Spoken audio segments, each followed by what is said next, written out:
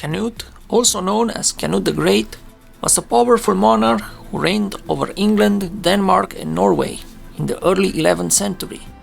His rule brought together these three kingdoms, forming what is now known as the North Sea Empire. Born as a Danish prince, Canute ascended to the English throne in 1016, following a long history of Viking influence in northwestern Europe. His subsequent accession to the Danish throne in 1018 solidified his hold on England and Denmark. After overcoming challenges in Scandinavia, Knut extended his dominion by claiming the crown of Norway in 1028 and gaining influence among the Norse-Gaels in the maritime zone between Great Britain and Ireland. His victories in Norway and Sweden further bolstered his claim to be the ruler of all England and Denmark and the Norwegians and of some of the Swedes. Canute, the son of Danish prince Sweyn Forkbeard, emerged from a lineage of Scandinavian rulers, pivotal in the unification of Denmark. Little is known about the specifics of Canute's birth, but his ancestry can be traced back to Knut I, the semi-legendary founder of the Danish royal house in the early 10th century. Canute's grandfather, Harald II, played a significant role in the Christianization of Denmark, becoming one of the first Scandinavian kings to embrace Christianity. Canute's mother is the subject of debate among various historical sources. The Chronicon of Thietmar of Merseburg and the Encomium Emae suggest that she was Svetoslava, the daughter of Mieszko I of Poland. Adam of Bremen identifies Canute's mother as the former Queen of Sweden, wife of Erik the Victorious, and mother of Olaf Skotkonung. Despite these uncertainties, we know that Canute's brother Harald was younger, according to the Encomium Emae. Although the exact date of Canute's birth remain unknown, there are references to Canute being of no great age when he first went to war, potentially indicating a birth date around 1990 or 1980.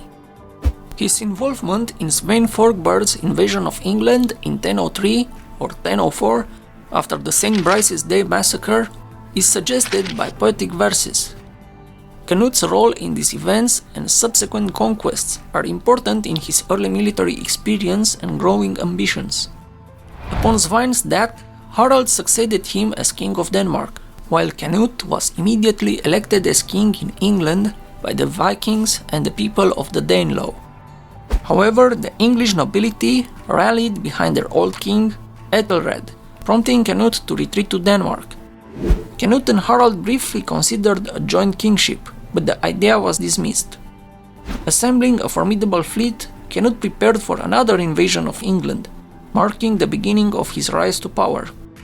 Canute's conquest of England began with the formation of alliances, including one with Boleslav I of Poland, who provided Polish troops.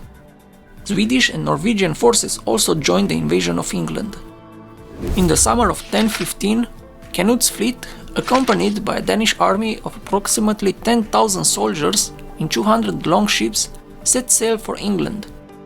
This formidable Viking force, composed primarily of mercenaries, engaged in intense warfare with the English over the next 14 months.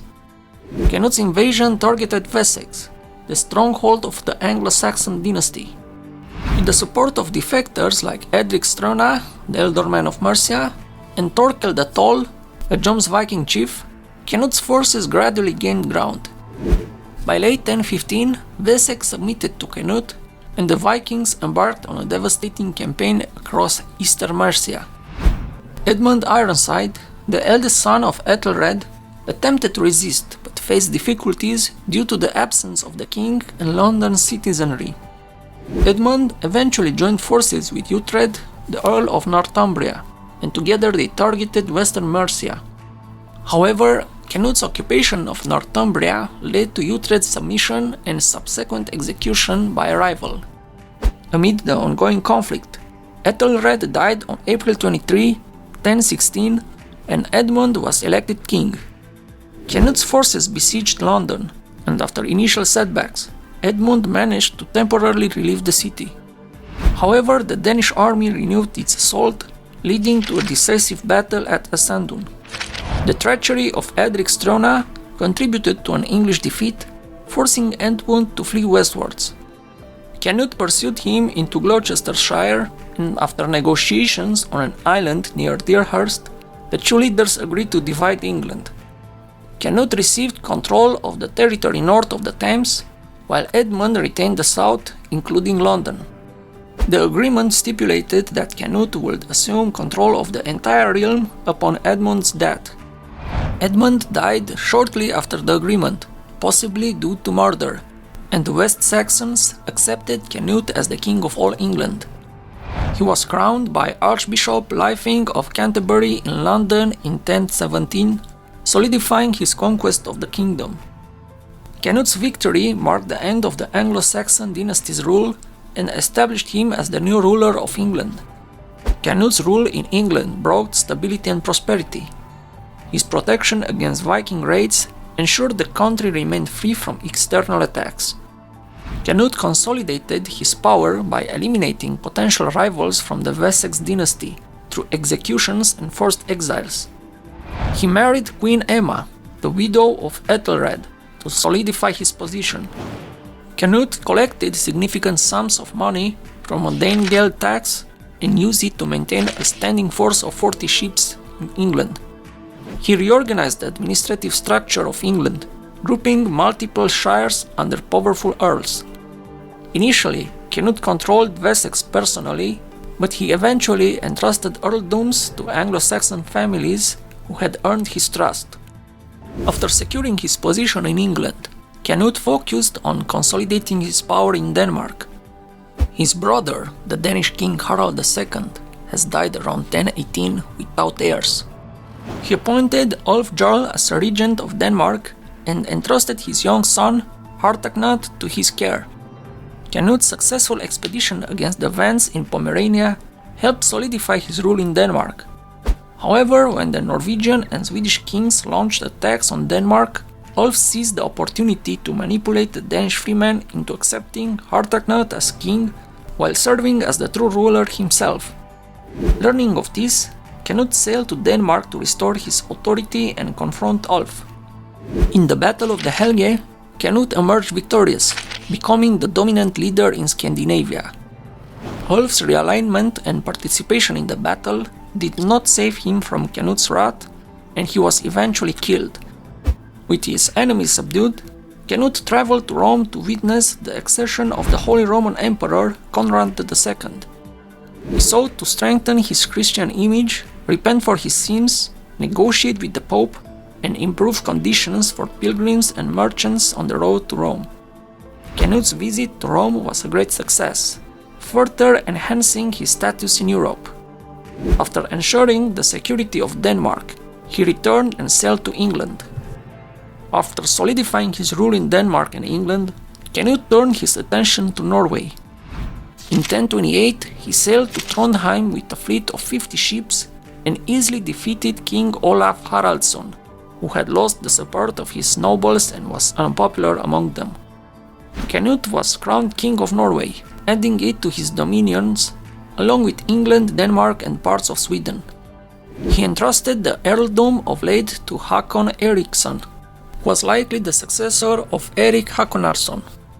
However, Hakon's reign was short-lived as he perished in a shipwreck in late 1029 or early 1030. Following Hakon's death, Olaf Haraldsson returned to Norway with the support of the Swedes and regained power.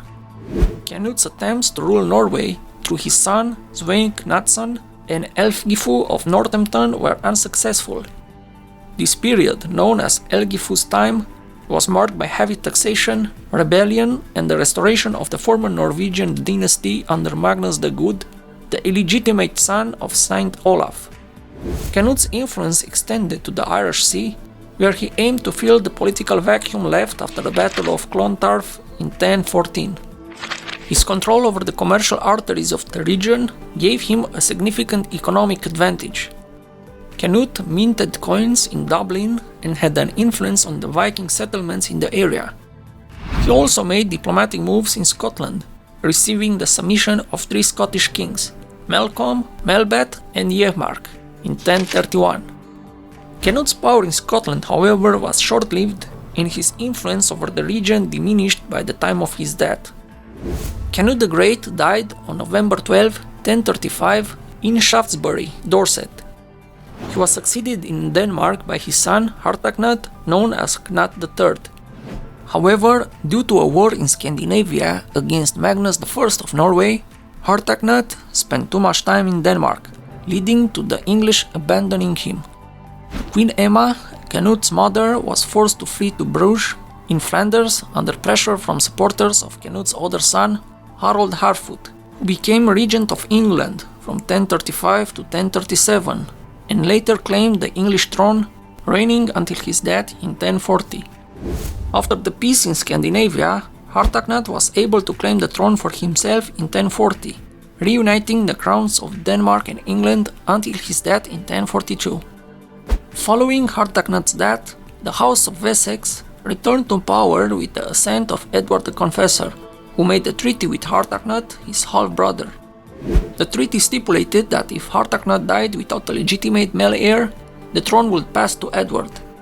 Edward became king in 1042, solidifying Norman influence at court.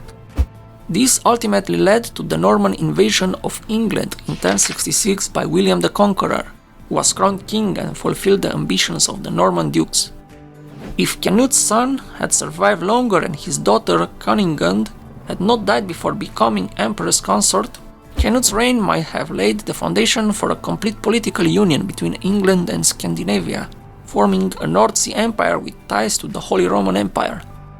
However, these circumstances did not unfold, and the opportunity for such a union was lost.